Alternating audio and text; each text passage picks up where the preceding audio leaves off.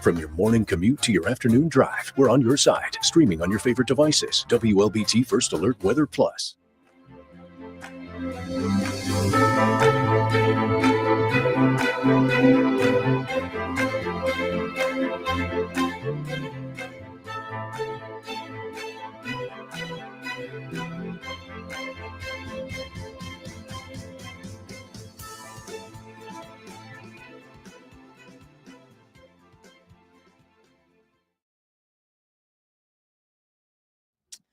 Hey, everybody. Thanks for joining us for your First Alert Weather Plus or something like that. Yeah.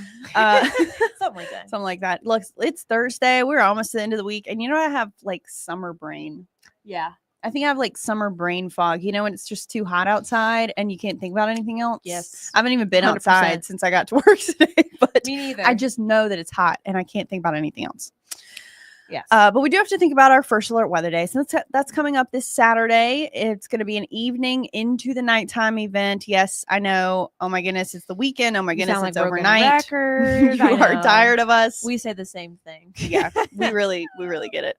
But strong to severe storms are going to be possible on this next First Alert Weather Day, from Saturday evening into Saturday night. Yes. So I wouldn't worry too much about the risk zones because the threats are pretty much going to be the same all across central Mississippi.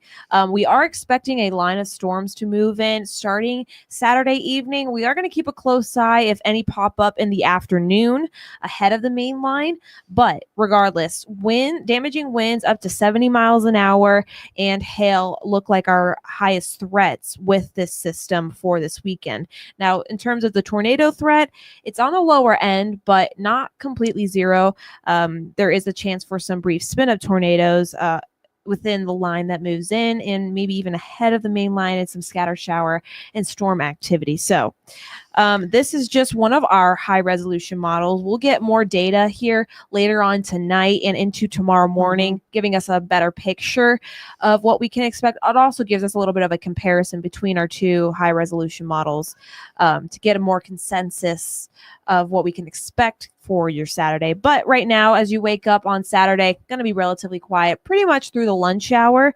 But as you can see further off to the west, this is the line that's actually going to make it into our neck of the woods by the evening. This is that front that stalled out further off to the north. It's eventually going to be making its way here on Saturday evening. So yeah, so you'll see in this model those kind of pop-up storms ahead of the main line. You see how it kind of does this little curvature.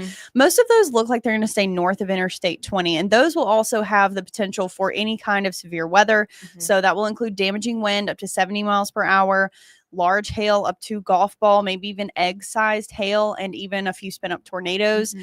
There is some possibility that we could see maybe one or two strong tornadoes, but the tornado potential as a whole is not all that high for us here in central Mississippi. It definitely doesn't look anything like what they've been dealing with this same system to the north and the west of us. And that actually stretches up to the north and east of us as well. Anyways, that starts to push into those evening hours. It eventually kind of congeals into a line later into the nighttime. Now, by this time, the main threats are looking like they're really going to be damaging wind and hail. The tornado threat by late on Saturday night into early Sunday morning has all but diminished to zero. I mean, almost pretty much. It just is negligible by that time. We'll, of course, still be here tracking it for you. And we want you to have multiple ways to receive warnings. But it looks like that threat for a few spin-up tornadoes is going to be before sunset or at least into those evening and early nighttime hours. The heavy rain, though, and the loud noise of the thunder and all that kind of stuff will likely still wake some of you up. And especially if you have storm anxiety, I totally get that. It does clear out before you get ready for your Sunday morning activities. So we're going to be back to pretty decent weather, at least by Sunday afternoon. Now, when I say decent, I should say cool and windy weather because some cool air is really going to be blowing in here quickly. So again, just talking a little bit more about that storm fuel. It is going to be there, as we mentioned, around Saturday afternoon into the evening, but it quickly drops off after sunset. And this is what it's looking like just after midnight on Sunday. Again, yes, it's there, but I think it's going to be very limited when it comes to the line actually moving through. Now, again, we can't completely rule it out, but I think it overall is still going to be relatively on the lower end. Damaging wind, hail, more than likely going to be the story for us after I would say the later part of Saturday night into early Sunday morning, and then it pretty much drops off after that for the rest of your Sunday. So again, main threats still looking like damaging wind and the potential for some hail, the tornado risk on the lower end, and so is the flash flooding risk. Now, if this front does stall out just slightly, there is a possibility for some localized flooding, but not looking like a major concern for the majority of us. So yeah, not everybody's going to have to deal with every single kind of severe weather from this system. So I certainly don't want you to get that idea. We really try not to fearmonger here. Yes. We've been seeing a lot of stuff about that. I just want to address it, I guess.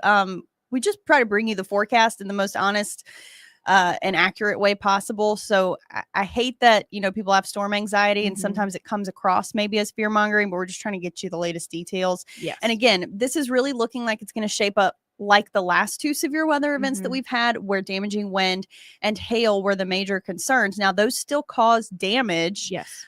So that's why we're bringing you the first alert on this. And that is why it's a first alert weather day, also for that slim potential of a few spin up tornadoes into the evening and early nighttime hours. Now, I know we've seen a lot going on across the Mid-South and further off to the north.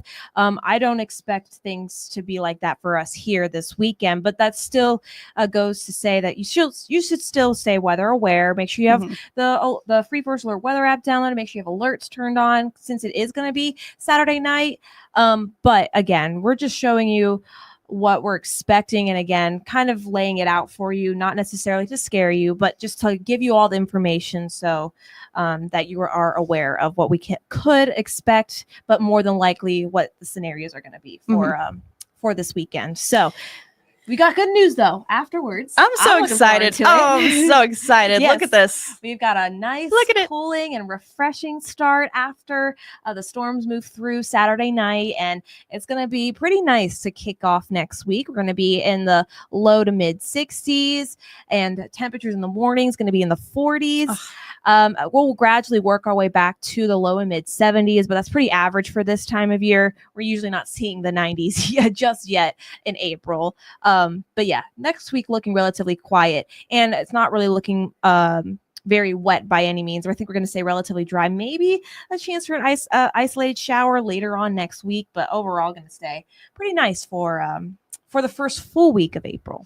Yeah, some not slightly, much more seasonable conditions than what we've seen for the last 2 days. 89 yesterday in Jackson, 90 degrees this afternoon. New record high. It tied the old one, but this will officially be the record if you look at it on the record books. But the old record was from 1918. That was a really long time ago, you guys.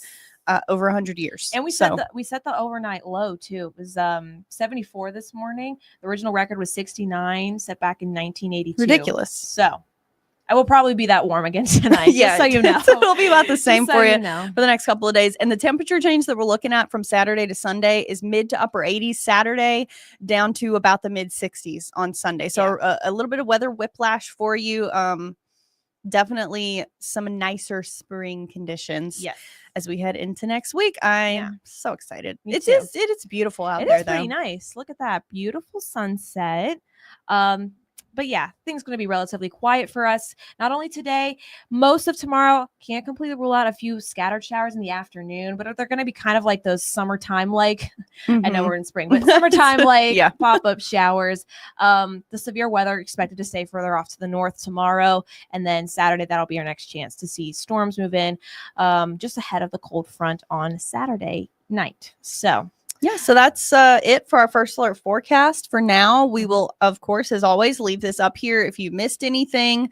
The threats are the same for pretty much everyone across the area. So, we always get people asking, what about this area, this area, this area?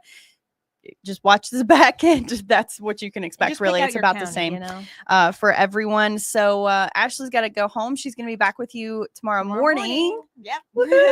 I'll be back on my regular scheduled shift tomorrow, but I'll still be doing the evening shows in place of Dave. And then you'll have meteorologist Danae Scales with you tomorrow night at 9 and 10. I will also be on tonight on Fox 40 at 9 and on WLBT News at 10, hopefully with a secondary hour by hour look at what we can expect on Saturday. So have a good rest of your Thursday and We'll see you almost then. happy Friday. Yeah, almost. Yeah.